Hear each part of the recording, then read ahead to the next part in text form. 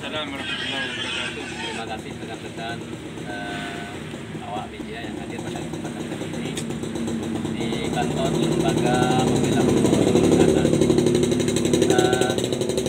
Para habaib, para ulama, para perwakilan pimpinan ormas kepolisian pemerintahan.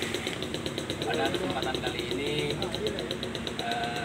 saya mewakili jajaran tim penasihat hukum atau kuasa hukum atas pelaporan dari dugaan adanya pemalsuan berupa dokumen foto dan pencemaran nama baik pada dokumen UKM UPL Kota Silima Kabupaten Pamekasan, bahwa berdasarkan surat pemberitahuan perkembangan hasil penyelidikan dari Mapolres Pamekasan yaitu tertanggal 27 November 2020, bahwa dalam hal pelaporan yang dalam hal tersebut itu dilaporkan oleh Kiai Haji Ali Kararuddin Haji dan juga DRS Kiai Haji Sodoli Ruham atas adanya foto beliau pada dokumen UKL UPL, yang hal tersebut itu menjadi syarat juga keluarnya dokumen UKL UPL pada Kota Silima Pamekasan. Sehingga pada kesempatan kali ini perlu kami sampaikan bahwa pada tanggal 27 November 2020 tim penyidik Mapolres Pamekasan sudah menetapkan tersangka atas pemalsuan berupa dokumen foto dan pencemaran nama baik, yakni foto daripada Kiai Haji Abu Yataror Sin Haji dan juga Kiai Haji Mok Sodoli Ruham. Dalam hal tersebut nama yang menjadi tersangka yaitu atas nama Bapak Hasinuddin. Beliau bertempat lahir di Ujung Pandang, kemudian alamat beliau itu di Cengkareng, Kota Jakarta Barat. Demikian rekan-rekannya. Jabatan sebagai apa?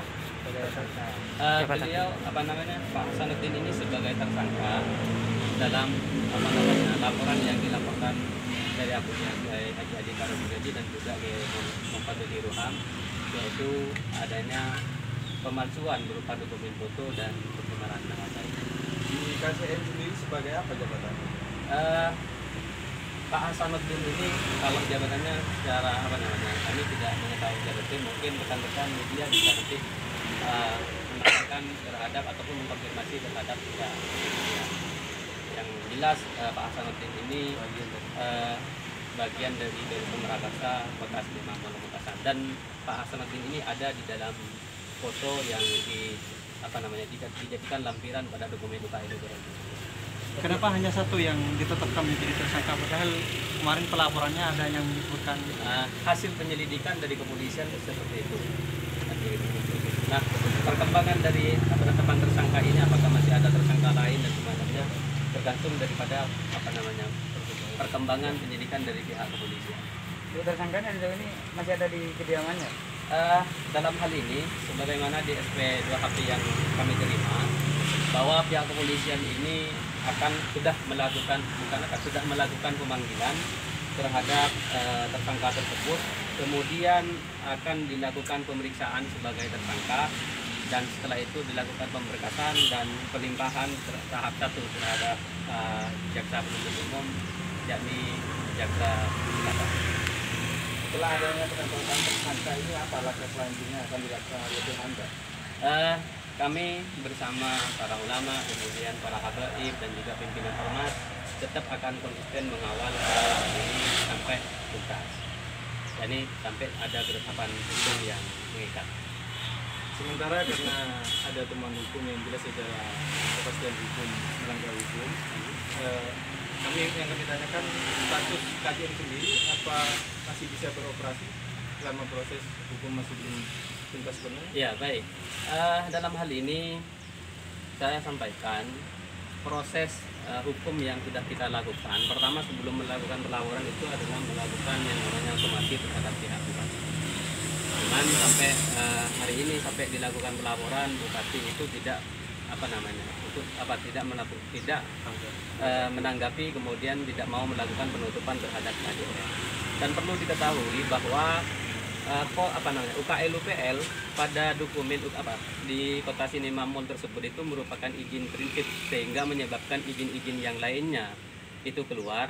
Sehingga dalam hal ini perlu saya sampaikan bahwa jikalau dalam dokumen UKL UPL ini sudah cacat secara hukum, maka secara jelas Kota Sinema Mall ini harus ditutup. Pun hal ini perlu juga kami sampaikan bahwa Bupati Kabupaten Pamekasan ini pernah menyampaikan di hadapan para pimpinan ormas, kemudian di hadapan para ulama, bahwa jika ada celah sedikit pun dalam persoalan perizinan Kota Sinema Mall, maka Bupati punya alasan untuk menutup. Nah, kalau sampai hari ini sudah ada tersangkanya kemudian tidak ditutup, maka perlu dipertanyakan alasan apa lagi Bupati alasan Bupati untuk tidak merawat. Dan perlu kami ketahui, kami akan melakukan langkah hukum dalam hal ini. Tersangka yang ditetapkan itu apakah sudah sesuai dengan yang dilaporkan oleh Bupati? Ya, jadi dalam pelaporan tersebut itu pertama dulu kita melaporkan Bupati, kemudian yang kedua itu adalah kepala dinas terkait, kemudian pihak Murakarta atau HDR. Ya, yang jelas ini sudah sesuai dengan yang kita laporkan hasil penyelidikan. Dokumentasi sosialisasi itu disebut oleh dinas terkait tidak sebagai Kan bahwa di dalam dokumen UKL UPL, jika ada siapapun pihak manapun mengatakan bahwa hasil dokumentasi dalam dokumen UKL UPL itu bukan syarat sah ataupun hal yang prinsip dalam perizinan, maka saya sampaikan itu tidak benar.